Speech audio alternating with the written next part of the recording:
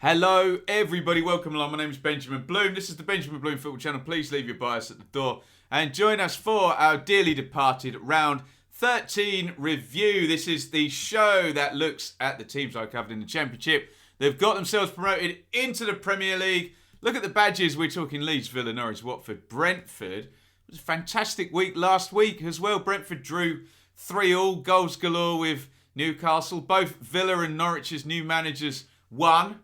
On debut, Watford thrashed Manchester United, didn't they? And if Leeds' game had finished at half-time, it would have been the best dearly departed week ever.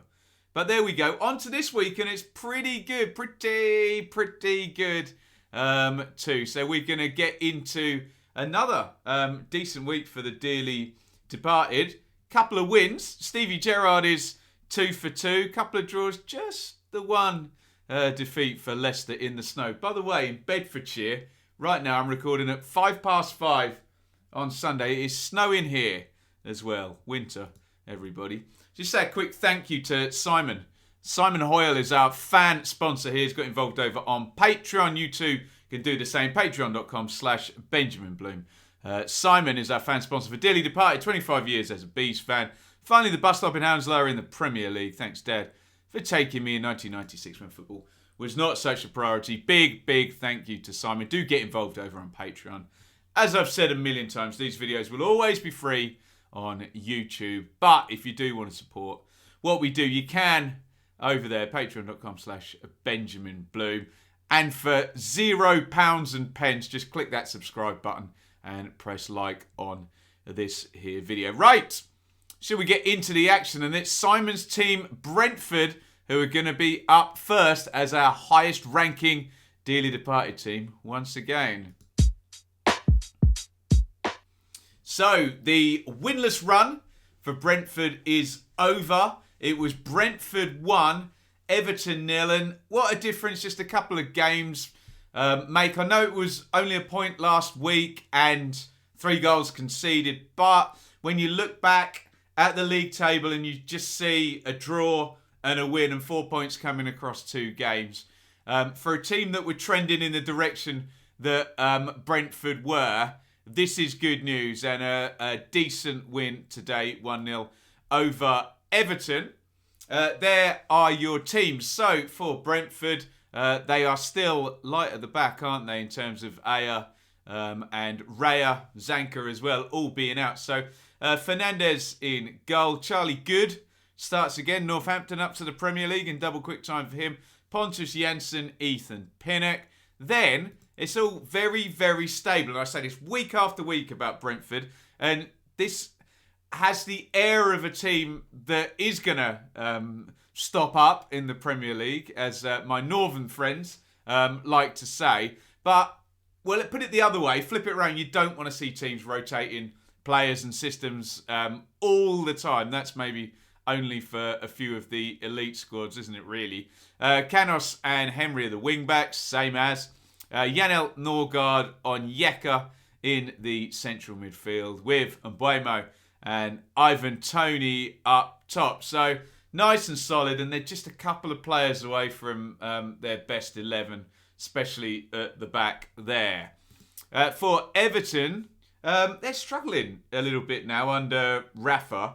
It started the season very well indeed. After this one, down below Brentford in the table. 1 point in the last 5 games for the Toffees. Pickford in goal, the England keeper. Coleman, Godfrey, Keane, Digne, Townsend, Doucouré, Allen and Gordon, Iwobi and Rondon up top. It's going to end 1-0 to Brentford. Here is the key issue, the penalty, which leads to the only goal in this game. 22 minutes this incident took place. Referee didn't quite catch this one first time, but helped out Darren England by the VAR. You can see he's gone to have a look. And I used to get very grumpy with these, but this is clearly a penalty, isn't it? It is on Yeka, who gets his teeth banged down his throat nearly by Andros Townsend, isn't it? Just nips in, heads it away, and then gets gets a kick in the jaw. Takes one for the team. The reason I say I get fed up with these is in that awful season where the doors were closed and all the championship referees particularly were guilty of this, trying to referee like they had VAR but didn't have VAR. We saw a lot of incidents in the penalty area where a defender is watching a ball down and just goes to clear it, and it was the leg, and attacking players were sticking the leg over the top, getting a little kick underneath, throwing themselves to the ground, and they kept getting penalties for it, and it was ridiculous. Obviously, when the foot is a little bit higher and the ball is headed, I think it's a different matter. Leg-to-leg contact. Anyway, I'm ranting about something that hopefully isn't an issue anymore, but I think that's a penalty, isn't it? Very, very much in endangering a player with the high foot there, and the head gets in there first. I don't think Townsend can have any complaints about that one. And Ivan Toney is comically good at penalties, isn't he? Normal service here, just stares at the keeper, waits and waits and waits. He's obviously got both sides in his locker, whichever the way the keeper leans. He always plants his left foot down, and then he can either swing his shoulders either way and wrap his foot round the ball and go, as he's done here, to the keeper's right, to his left, or open up his body, sticking out the corner. Often he gets sort of good height on them, but this one just rolls it into the bottom corner once he knows the keeper's gone the wrong way. Thomas Frank said at the start of the season, Ivan Toney is the best penalty taker in the world. And we talked about this before on the channel. Lots of people think that that's silly of, Ivan Toney or a Brentford player being the best of anything in the world.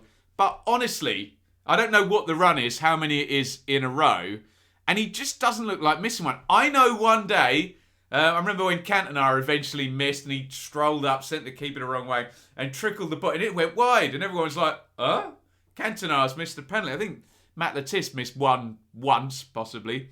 But yeah, Toney, I mean, it's difficult to argue against. He's just never, ever missing. Get him in the England squad just for penalty shootouts. That's what I say.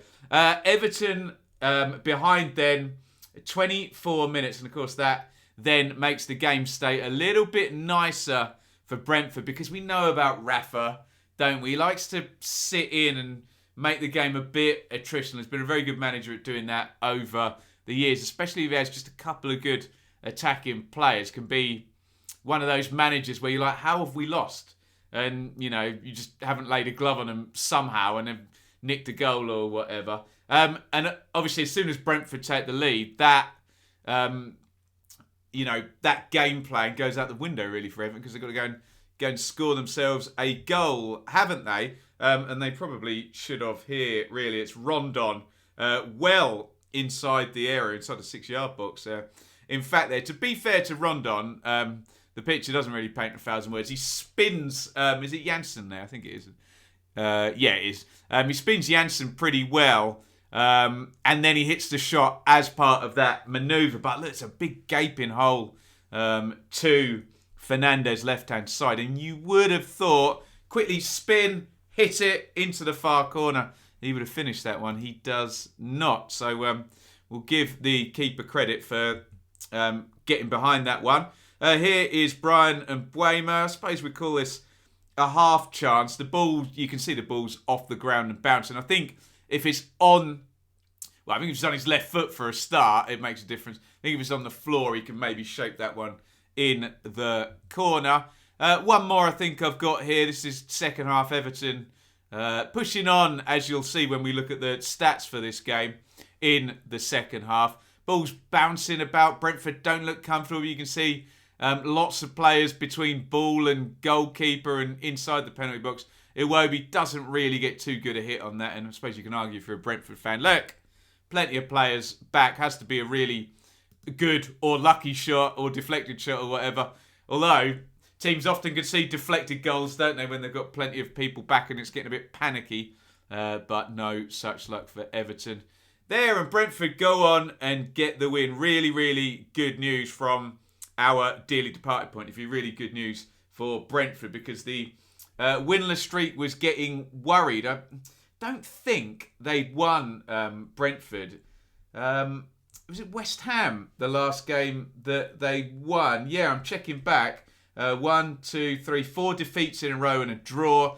Of course, if you lose this game, then that draw looks bad, doesn't it? Because you're like, oh, it's 1 point in 6 games. You win the game, the losing streak is over. You got 4 points from those 2 games. Really good news for Brentford. However, I always talk about viability of victories. Those numbers aren't amazing, are they? And of course, I do buy the logic that when you take the lead and it's Rafa and it's 22 minutes, that okay, you might well just say, well, go on then, what you got? Come at us. Fair enough, really, isn't it? It wouldn't be smart to go and chase the second goal and get caught out. But 60-40 to Everton on the possession, 14 shots to 6, only 5-4 on target, 3 corners apiece. It's tight, isn't it? Other than the possession and the shots, which are heavily in Everton's favour. If you look at the XG, and I know ifs, buts and maybes, that's not an open play chance, the penalty. So if you take out that penalty, it's 0.77.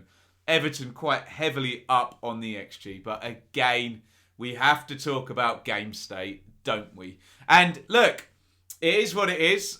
With my dearly departed hat on, stick it on. Great news for Brentford. As I've said numerous times in this video already, it was important to stop the losing streak that they did last week. It was then important to stop the win-less streak, and they've done that this week. And still, as I look at this table, 16 points from 13 games. This is good. Brentford, my standard for these promoted teams, maybe less so for Leeds and Villa, have already been up a season, but certainly for Brentford, Watford and Norwich. If you're anywhere close to, and I mean 1 win away from, 1 point per game, which is going to land you at 38 points at the end of the season, it's fine. It's probably going to keep you up 35 to 38 points, depending on, unless you get a high tide. But they're looking good, Brentford, 16 points from 13. They've got a stable system and team, goal scorer in Tony. They've stopped the bad run. Could do with Aya, Zanka, Raya back whenever that is going to happen. I'm to Josh De Silva as well. He seems to have been out for the longest time. But anyway, big picture, looking good for Brentford, and I'm really pleased for the Bees fans that we have watched these videos. That winless streak is over. Get your thoughts in via the comments. It was Brentford 1, Everton 0. And we move on to Stevie Gerrard's second game as Villa manager and his second straight win.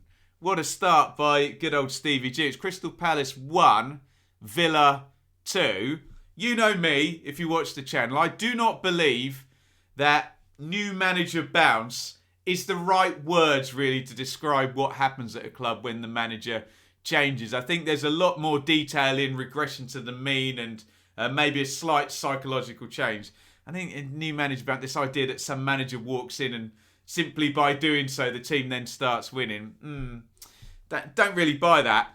However, Villa, bang bang. What is it? 5 defeats on the trot for Dean Smith before he left, and then Stevie Gerrard's won the next 2. So I'm sure those people that do think new manager bounce is the right words for the same players getting different results, then so be it. I'm sure we'll go on and on about that. Who cares? Villa got the win. And here is Stevie G's second team. He's gone for the 4-3-3.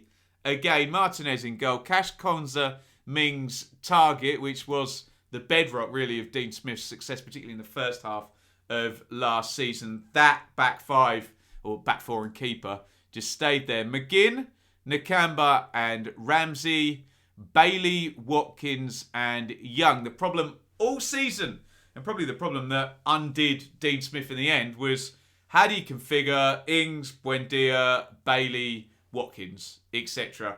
into that front 4. This is the permutation that Steven Gerrard's using.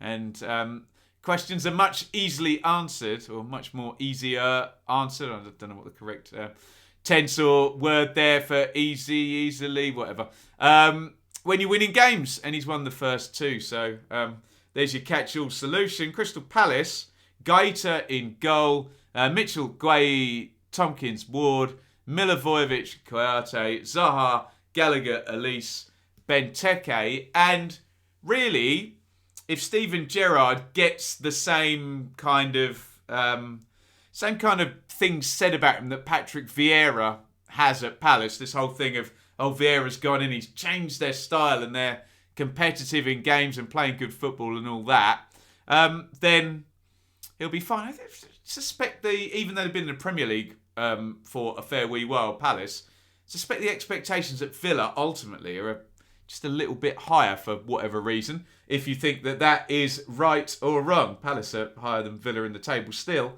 even after this one. Here's the opening goal. A bit slack from Palace, you've got to say. The set play's gone in. I don't know what's wrong with Tyrone Mings in the middle there. Bit bouncy, bobbly about. You can see Gallagher's gone in to close down target.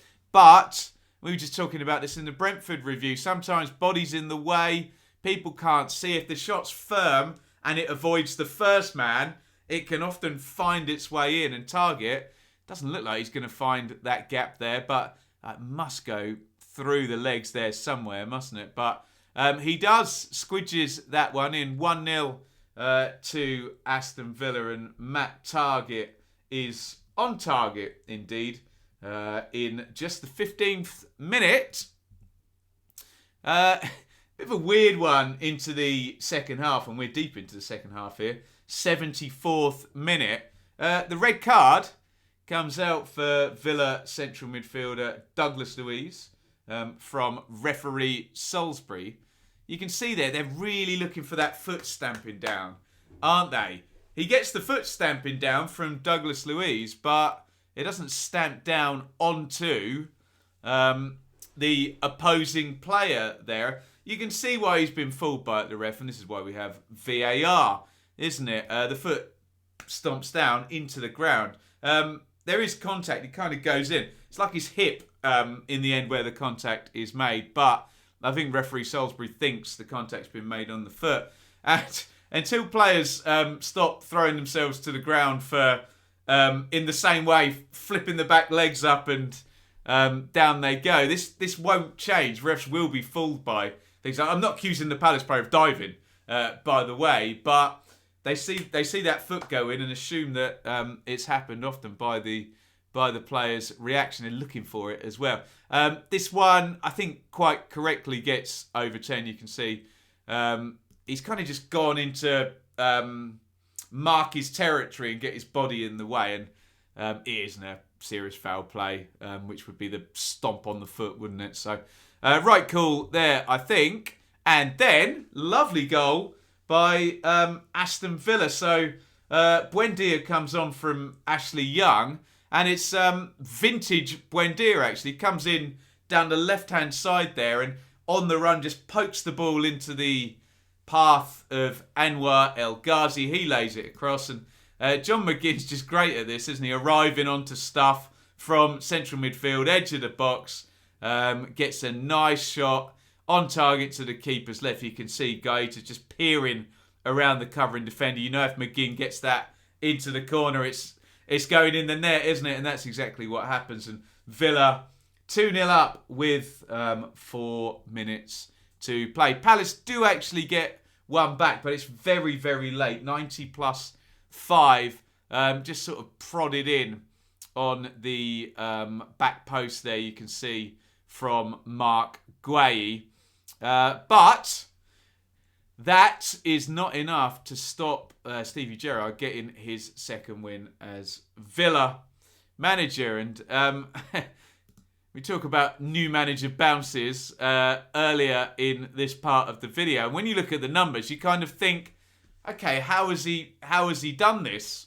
Because, again, really, for the second week running, I know a lot of Villa fans told me, but Brighton had lots of the ball, but didn't really look that dangerous with it. And that's probably fair enough, isn't it? There wasn't too many chances for Brighton in that game last week.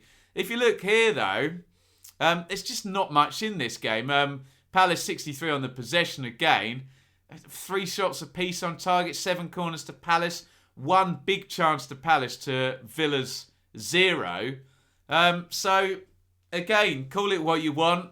psychology, intensity. Again, game state, getting a goal after 15 minutes helps because you can then play a little bit differently, can't you? You're not chasing the lead, are you, at that point? But 2 tight games for Gerrard. 2 wins, a 2-0 and a 2-1 here, and an absolutely brilliant start. The XG there, again, only 0.45 for the Villa. So far in Gerrard's tenure, and I'm not saying this is how they're going to end up playing, they've taken their chances. They've had less possession than their opponents, but they've scored 2 goals in both the games. And actually, when you think about Watkins' goal against Brighton, that later in the game, that dribble and then the finish, and look at McGinn's goal here. The kind of those 2 goals are the ones that really picked off their opponents in both the games, really, didn't they? So I don't know. Very interested to hear from Villa fans what's different. I know there's a different guy in the dugout and different staff. 4-3-3, okay, we've had for both games, but let me know if you can put your finger on it. More power to Villa, though. 2 consecutive wins. And, by the way, we're right in the middle of Manchester United playing against Chelsea. Although they're going to be a point above whatever they do here. So Villa into 13th in the table. And we suspect the expectation for Villa is around where they finished last time and higher, is what was... Especially given the statement the owners made after Dean Smith was fired. So there you go. They're getting back towards that. And a great start by Steven Gerrard and another good win for Villa. Let me know your thoughts in the comments. Okay, off we go to... I was going to say Filbert Street there. God, I go back a long way, don't we? Off we go to the King Power Stadium for Leicester 4... Watford 2, and Claudio Ranieri is making Watford a very entertaining team to watch, isn't he? We've now had the 5-0 defeat against Liverpool. I think he's only been in charge about 6 games, hasn't he? 5-2, they beat Everton. Okay, a couple of 1-0 defeats in there. 4-1, they beat Manchester United, and 4-2 they've lost today. So there's already been 4 games so far out of Ranieri's 6 have had 5 goals or more in them.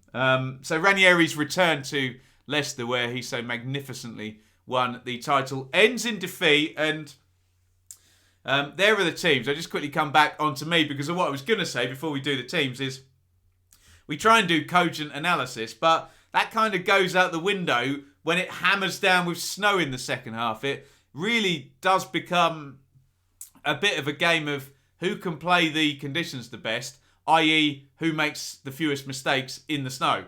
Tends to become the rationale for who actually wins the game. Anyway, there's your Watford team. Bachmann in goal, so no Foster. Firmino, Cathcart, Ekong, more from him in a minute, and Messina across the back. Midfield, a collection there of Louza, Sissoko and Cleverley. Hernandez down the right. King down the left, really? I thought Dennis normally played down the left. King up top, let me know if that's the case. Anyway, those are the front 3 in some way, shape or form. Hernandez, King and Dennis, whoever's central or moving wide. Both players there, capable of doing both. For Leicester, who have been struggling a little bit recently, although a couple of the defeats they've had of late, Arsenal and Chelsea, but have been struggling at home and have been struggling to defend set plays, to be fair. Schmeichel in goal for Leicester. Castagna, Evans, Sointu and Thomas. Ndidi, Samare, Barnes and Lookman wide with Maddison off. Jamie Vardy, who's going to be filling his boots, not with snow, but with goals in this one. Although, this is a horrible one, isn't it? Maddison is going to score the opening goal for Leicester in this one. It's a horrible mistake by William Troost Ekong. And we're barely into the game as well, aren't we? 16 minutes in. Johnny Evans, long ball. And it's blindingly obvious what happens here. Ekong doesn't realise Maddison's behind him. Pantomime season is starting all over the country very, very soon. And you can see Ekong, he's watching the ball. He deliberately ducks as in to let it run through to the keeper. And unfortunately, the Leicester number 10, James Mattheson, has run in behind him. It's a good finish in the end, but it never should be a goal, should it? Ekong should be aware. In theory, your centre-back, you can see everything, keep your eye on everything, but he just loses Mattheson. And Leicester lead 1-0 on 16 minutes. However, Watford do get the equaliser from the penalty spot. I can't see behind Emmanuel. That's Samare, isn't it? It's poor, actually. It's a definite penalty, as you can see there. Dennis is going to move left to right, shift the ball. You can see Samare's coming in from the other side. I think that is Samare. Sorry, such a blurry picture there. And you can see left foot on left leg. And Dennis goes down. And it is a penalty, which Josh King sticks in to the back of the net. He scored a few already under Ranieri, hasn't he? I'll try and get a number for you during the course of this video. In fact, I can do so right now. That goal was Josh King's 5th of the season, and he's already scored 5. Okay, there was that hat-trick against Everton, wasn't there? He's already scored 5 in the 6 games that Ranieri's been manager there. So there's a goal scorer scoring goals, which every football team wants, frankly. So in defeat, maybe we find some kind of positive there. I'm a bit conflicted about this goal because I think it's a good ball by Mattheson. He kind of clips it over the top into Jamie Vardy. It's a good finish by Vardy, but I just don't think the defending or the goalkeeping is very good.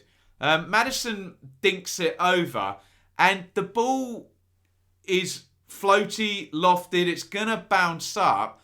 I just feel that for Backman to end up in that position, he's making it easy for Vardy, I think, because he knows that any type of lifted shot, which Vardy does very well, he pokes it and he just kind of lifts it across and into the goal. I just feel if he stands up and doesn't... I mean, what shot can Vardy pull off there that is going to beat Backman in those positions? It kind of makes his mind up for him, doesn't he? And okay, Mattheson and Vardy very instinctive, but I feel just stand up there. Vardy has then got to let the ball fall, and then okay, maybe you can squeeze it through your legs or whatever, but then react and drop down. I don't know. I think for the bouncy ball there, I think if you're a Watford fan, you're thinking, okay, yeah, nice little dink over, good finish, but really, it kind of feels a bit preventable, even though again, in case I get accused of being one-sided one way. It's a good finish and cleverly done, but yeah, not sure myself that that couldn't have been prevented. This one definitely could have been prevented. You can see a very deliberate ploy here to get Jamie Vardy from the set play on his own.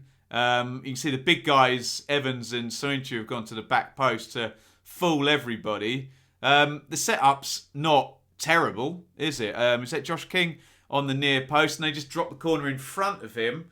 Again, we're playing look behind you because Vardy makes the run around. From then, again, we do have to say good execution by Mattheson. The corner needs to drop in there with good pace. The only way you're scoring from way in front of the near post is with good pace. And of course, Vardy, you know his technique's going to be sound. Yeah, maybe a bit of help there. Offside, anybody? As well? I suppose if the ball flies in on the near post and the Leicester player there 1 yard in front of the goalkeeper is not interfering with play. I haven't seen it from the side on. But yeah, 3-1 at half-time. And I think we can call him the great Jamie Vardy after his championship winning and Premier League career. You know what I mean. Nods in for his second. And then it gets ridiculous because the snow is falling down over in Leicester. Can you see the ball? Hopefully you can. That is Emmanuel Dennis going through. Who does he rob? Castagna, I think. Sorry if I've got that wrong. Which didn't actually look... I mean, we'll blame the snow. It didn't actually look that much of a snow-related issue. It's just poor from Castagna, I think. And Dennis goes through. And again, it's all about playing the conditions. Schmeichel comes sliding out, and it's just a little dink over the top of the keeper by Emmanuel Dennis. And it's 3-2. They got back into it. But it does look a bit farcical. Again, spot the ball. The snow has stopped. So at least we can kind of... there's not lots of snow falling in between the hard camera there. I still can't see the ball, although I think that's because Ademola Lookman has already hit it. And it's behind Ekong going into goal. Anyway, it's Harvey Barnes who's coming from the left-hand side. Gets in behind, draws the keeper, squares it across. 4-2 on 68 minutes. And again, then, it's just don't take any risks in the snow. Frankly, get the ball away from your goal and defend the lead. And I think most Watford fans would admit that Leicester were allowed to take and build on their lead too easily by the Watford defence. Again, I don't want to appear one-sided in my analysis here because, you know, Mattheson and Vardy, obviously very, very good players. But it just feels like defensively there, Ekong and Foster wasn't around today. And Backman, I don't know. There was something there for Watford. They scored 2 goals in the game. They come away with nothing. And I think that's a defensive issue. And then when you look at the XG, look at the shot map on the right. I think I'm probably right, aren't I? Because look, Watford, plenty of yellow blobs there. I know the penalty helps pad out the XG always. But still, 2.96. They've actually underperformed their XG to get 2 goals. So I know we can talk about the snow, yes, and that might be... you might be able to beat me in an argument about this game by saying, yeah, but Ben, look at the conditions. Fine, I accept that. But the XG, in brutal terms, says they've underperformed in an attacking sense. And I think my eye test tells me they've underperformed in a defensive sense, you know, and the XG as well. Leicester, 4 goals from 2.31. Not that means everything. But yeah, look, 4 big chances apiece, 34 shots in the game. Only 8 corners to 6, 8 to 5 on target. I just feel a more switched on Watford defence gets points in this game. Look, big picture under Ranieri is actually pretty good because they've got those 2 wins against Everton and Manchester United as well. So I think he has got 6 points in 6 games. And as I said when I was talking about Brentford, point per game, fine. Trying to survive the Premier League. That's what Watford and Brentford trying to do. What I would be interested in hearing from Watford fans about is the high scoring. You know, the 5-0 against Liverpool was muchly down to Mohamed Salah, and I was at the game. Against Everton, a bit crazy, don't know.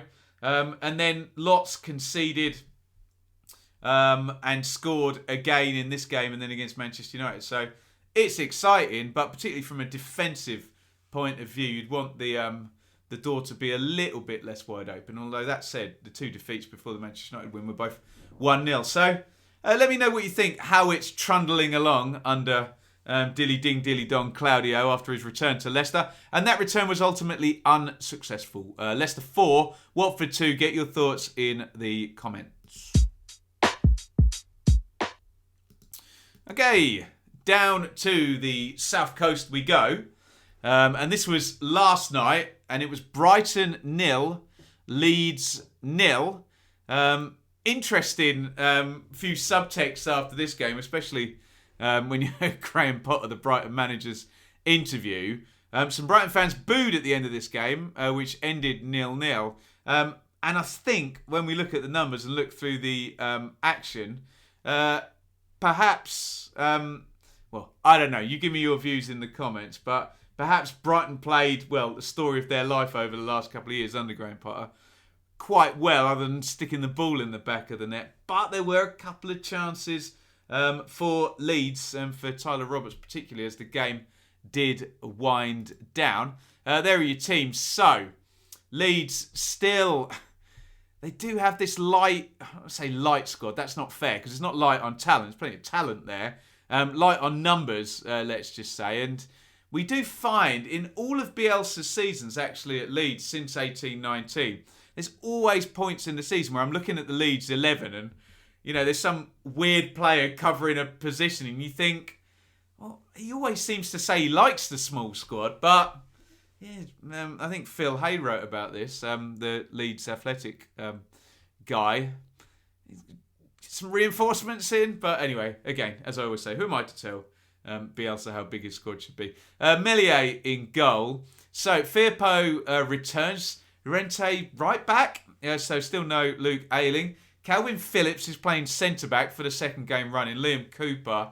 Unless it's one of those weird 3-3-3-1 things Bielsa does. Let's not get bogged down in formations. It gets very boring very quickly.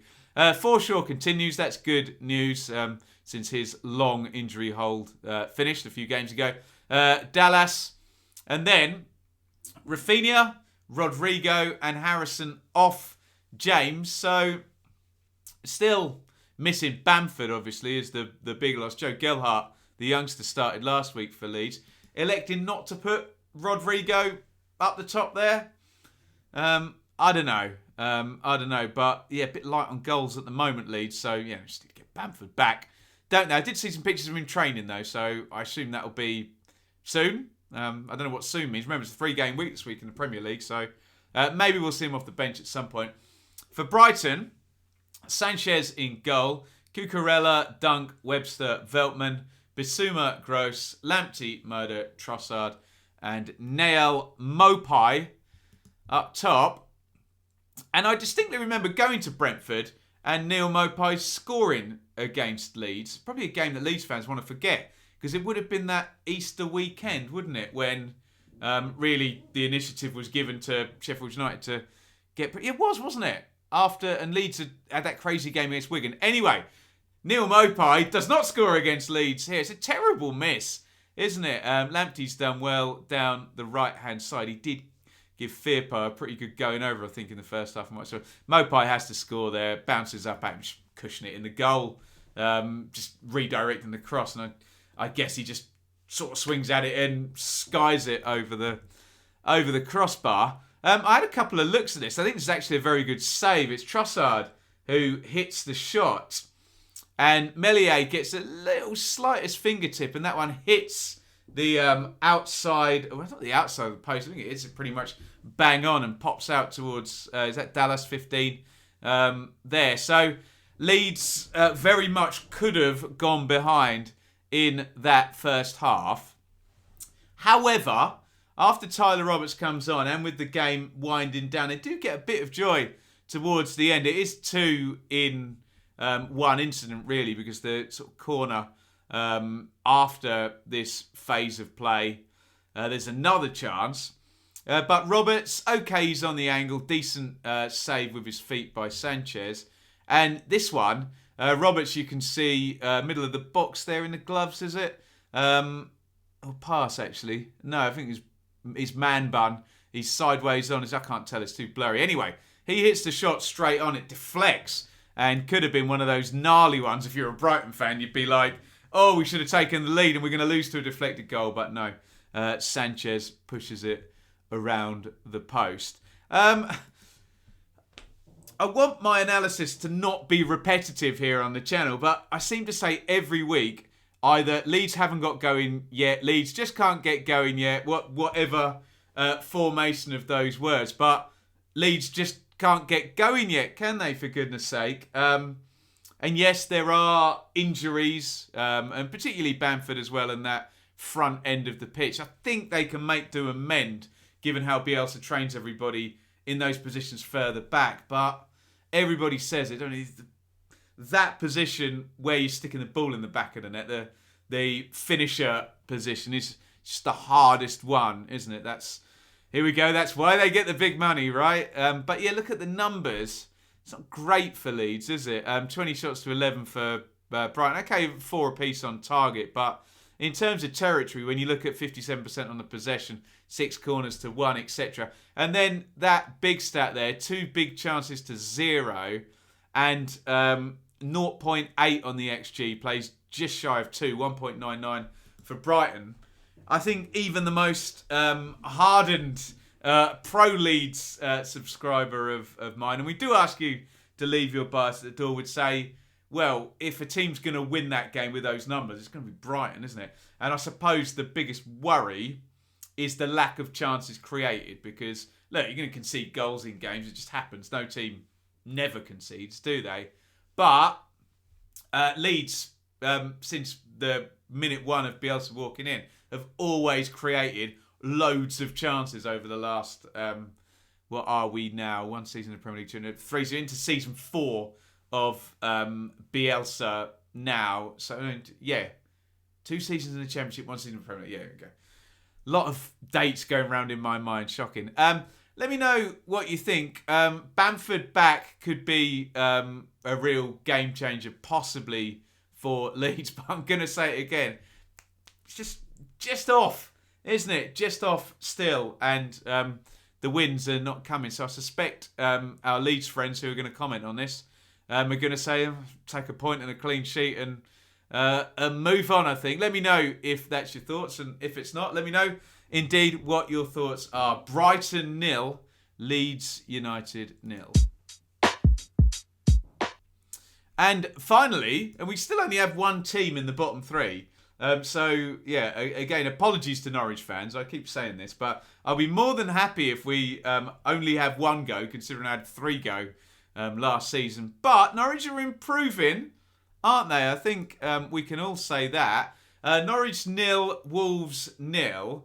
So it's not the back-to-back wins that Stevie Gerrard's got for Dean Smith and Norwich, but it is 7 points in 3 games. So the most blindingly obvious trend upwards you can get, other than Hull City's down in the Championship, actually. But so Norwich are now on 9 points, and obviously in the first 10 games, if I do my maths right, they would have scored 2 points.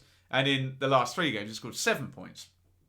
If you're a fan of a team down the bottom there, and we said this last week in terms of the quick 6 points, you want just a consistent number of points. Teams that lose a load of games, quickly score 6 points, lose a load of games, they don't tend to stay up, do they? You have to kind of consistently, when you're in a game, and when maybe you're playing a team at home who's not in good form, or a team at home and their best players out or whatever, you get the points in those games, and they dot in through the season, and you get to 34 to 38, 39 points, whatever it is that it's going to be this season. So you've got to hope for Dean Smith and for the Norwich fans' sakes that this isn't a bump and then normal service is resumed, and that they do consistently keep getting points. The longer this goes, the more likely and realistic that is to happen. So I don't think there'll be many Norwich fans, even though when we look at the stats here in the pictures, we can make a fair argument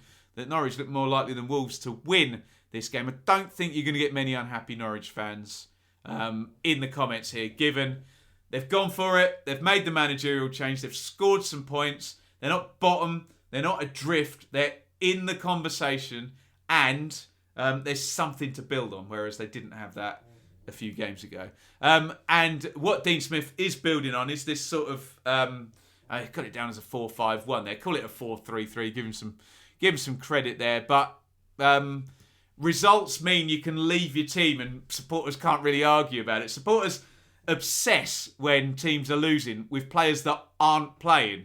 Norwich supporters did it as well. When they were losing, get the Greek, Zolis, get the Greek lad in. Why is it Gilmore? Why isn't he playing? Cantwell. When teams are winning, they're not obsessing with players that aren't playing.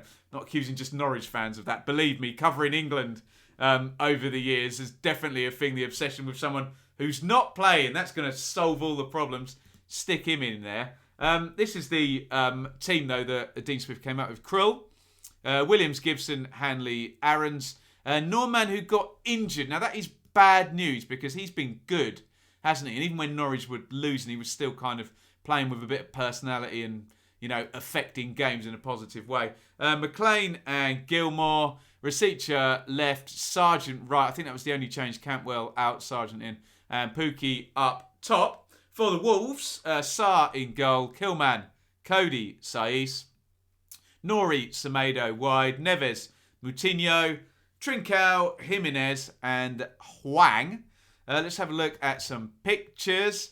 And I suppose this is quite good news for Norwich in that Wolves didn't really create a hell of a lot in this game. And the fact is, their best chance really isn't a very good chance and comes from a mistake as well. Hanley sort of turns back, gives it back to Krul.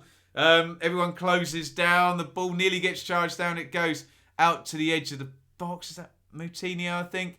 And, you know, on many days, if you give that to a quality player, he just spanks it in that open corner. But fortunately for Tim Krul and Grant Hanley at the back there, he doesn't. And it's not the best shot in the world. And then the rest of the clips or the pictures I'm going to show, taken from the clips, are Norwich chances, really. That's excellent from Max Aarons. And surely I can't be the only one that's noticed that by his own very high standards, Max Aarons, you just used to notice him all the time in the main under Farker at Norwich. Always up the pitch, playing passes, in behind, little Duracell bunny running in and getting involved and creating chances. And if he wasn't, okay, his mate Buendia's gone. And yeah, fine, that might explain everything. But the last couple of games, he got the assist, didn't he, for Pukki in the last game. And this looks like old Max Aarons. Maybe he is just missing his mate Buendia, but he looks a bit more back to his old self. Norwich fans, let me know in the comments if that's fair or not. But could have got in and scored here. Give and go, gets in behind, and the final shot is saved by Sarr. Here's a chance though, isn't it? Slipped through there for Teemu Pukki, and to be fair to him, he does have to hit the shot there. It's not like he can take another touch. The ball's going away from him, that you can see keepers coming out, and he just kind of stretches out and tries to hit the shot. Gets nothing on it really, and it kind of impotently goes towards the goal. So maybe the picture makes it look worse because he's in behind than it actually was. So with that being said, this one's probably an even bigger chance, isn't it? Who is that arriving onto it? Lucas Rupp. From the pullback there from the left-hand side. And you know as well as I do, if you get that shot in past the line of defence, anywhere near the corner, you score because it's tight in. The keeper can't react, can't they? Body's in the way, etc. And Rupp cannot quite do that. And the game ends 0-0. So I guess the pleasing thing for Norwich defensively there, 0.36 on the XG. Just didn't concede any chances in this game.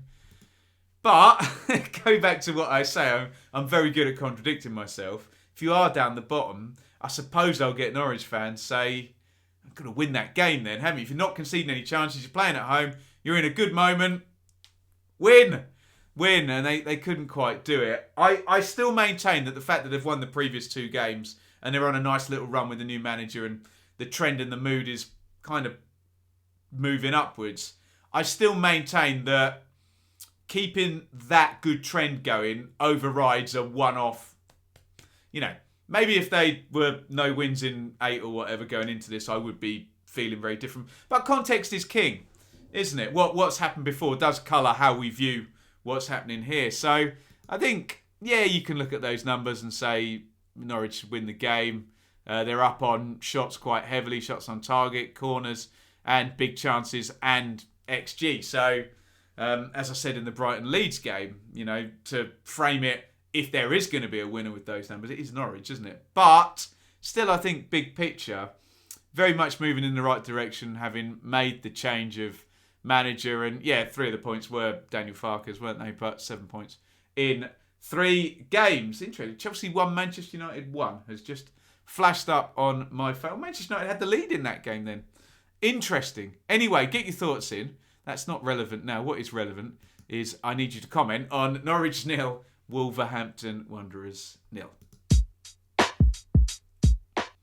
Right, let's have a look at the league table. And very fortunately, that goal means my league table is actually correct as of about a minute ago, because Manchester United would have obviously been 2 points higher a minute before that. But we are filming this, that screenshot was taken at 0-0 in Chelsea versus Manchester United. So it's not really relevant, sadly, the top half to us dearly departed watchers. So don't worry about that. Have a look down at 12th place, where you'll see Brentford with 16 points from 13 games. 4 wins, that makes me happy. And what also makes me happy is that Brentford stopped the losing streak. They stopped the winless streak. Now they've got 4 points in their last 2. Something more to build on. Stay above a point per game. Aston Villa in 13th, just behind Brentford on goal difference. 2 wins for 2. Again, new broom there. Stevie Gerrard in. The results have swung. Can he keep it going? Can Villa push more towards where they were last season, which was 11th or even higher? I dare say, given Leeds' inability to get going so far this season, and the fact that I suppose they're only 4 points off them at the moment, you'd probably make Villa favourites to be our dearly departed champions this season. We'll see how Brentford keep moving, but perhaps in a few weeks Villa will be our furthest team up. Maybe. Let me know if that's unfair. Watford in 16th. Yeah, a bit spotty under Ranieri. 13 points from 13 again. Stay over a point per game. They're right on the level of the water, rising maybe too high above them.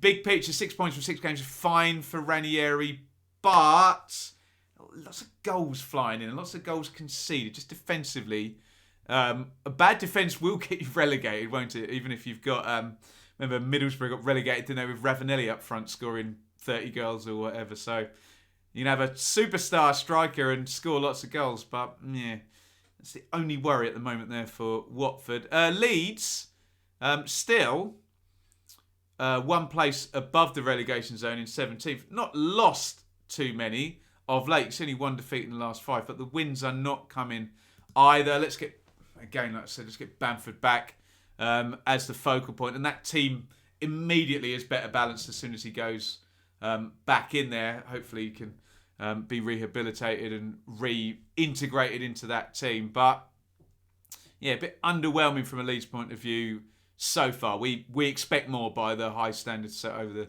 last few years, and we still expect a trend up. The longer it stays there, the longer we believe maybe that trend up is getting very, very delayed or isn't coming, which Leeds fans are not going to want. Norwich 19th, but again, wind it back 4 games, and everything looks very, very different with Daniel Farke there and losing 7 at Chelsea and whatnot. 7 points in 3 for Dean Smith. They're pointing in the right direction, and I can't say enough that this doesn't want to be a flash in the pan. If I look at the points per game and we look back in 10 games time maybe, at game 23, if it's gone whoosh like that and then leveled back out at lots of defeats. Yes, look, of course, all our teams, especially our promoted teams, Norwich, Watford and Brentford, are going to have runs where they don't win in 4, 5, 6 games. But just keep the points dotting on and not letting it drop down too low for too long a period is the key. And Norwich have now got to just build that up through the rest of the season. And I do think, and I think this applies particularly to Norwich, given Brentford and Watford are a bit higher, they're hoping for a low tide, aren't they? They want 4 or 5 teams involved in a relegation run, because you could get the horrible situation where a bottom 3 kind of gets cut adrift and the tide rises above them and everyone gets left short. So yeah, we'll see what happens there as it pertains to Norwich. But in fact, what I will do is I'll move to the fixtures, because it's a very interesting game. Look at that on Tuesday. That's worth a woof, isn't it? Newcastle versus Norwich, the bottom 2 6-pointer there. And again, I say this a lot, both managers have got that one circled, highlighted, red letter day on their calendar. They are both going to expect to win that one, Smith and Howe, the 2 managers there. So that is a really big game on Tuesday, Newcastle versus Norwich. Leeds versus Palace. It's quite a good matchup for Bielsa, isn't it? Because Vieira won't sit in and be stubborn and horrible, which sometimes Leeds have struggled with in the counter-attackers, haven't they? So we'll see how that one pans out in the midweek round. Then off to Wednesday. Watford playing Chelsea. Chelsea, yeah, currently still 1-1 with Manchester United, says my phone. But that one, give me a point for Watford now, and we'll shut the stadium and not even turn up, basically. But Villa versus Manchester City, I'll say exactly the same thing. Those 3 teams, Liverpool, Chelsea and Man City, are so good. aren't they? So, although Manchester United are holding Chelsea at the moment. Anyway, Tottenham versus Brentford. Yeah, that's difficult, isn't it? I think if you'd wound back a while when Nuno was there and Brentford were everybody's darlings, you'd fancy Brentford there. But I don't know, it feels a bit different with Conte. Again, difficult games this week, particularly Chelsea, Man City and Tottenham involved. So all eyes on Leeds and Palace, and huge game for Norwich at Newcastle. Thank you everybody for watching. That has been our dearly departed round 13 review, looking at Leeds, Villa, Norwich, Watford, Brentford. Thank you again to Simon Hoyle, 25 years as a Bees fan, finally bust up in Hounslow. Are in the Premier League. Thanks, Dan, for taking me in 1996 when football was not such a priority as it is now. Thank you so much to Simon and all our other Patreons for supporting. Again, this will always be free here on YouTube. However, you can support financially over on Patreon or in any of our live streams that pop up during the week via Super Chat. It's absolutely free to hit like, so do that if you're still watching. And please hit subscribe. We just went over 20,000 subscribers. So that thing there, can you see it? Which says 15,000. We can change that now, can't we? 20,000 subscribers. If you're watching and you haven't subscribed already, please do so. And we'll head towards 21,000 subscribers, hopefully. Keep it coming, nice and steady. Like I keep saying about these teams down at the bottom, don't I? Just nice and steady improvement. That's what you want to see. None of that stuff. We like a nice straight line and a trend upwards. Bumper week for Dearly Departed. I will be back. It's a rare Premier League mid-week round. Round 14 is on Tuesday and Wednesday, as we just said. I'm going to be back on the morning of Thursday, December the 2nd with the next show. So do tune in, do join us, whichever conflation of those two words I just managed to say. Goodness me, it's going to be a long night. I've still got to do Championship review at 7 p.m, dearie me. In which case, I will finish this and say thank you all for watching, and we'll see you again on Thursday for some more Dearly Departed action. Over and out. Thank you so much for watching. If you enjoyed this video, please hit the like button to see more videos from this channel. Hit the subscribe button, and to be notified every time we upload, ring the bell for those notifications to come through on your device. If you really want to support the channel and me as a content creator, I will be eternally grateful if you head over to the merch store and grab something, or support over on Patreon, patreon.com/Benjamin Bloom. Thank you for your time.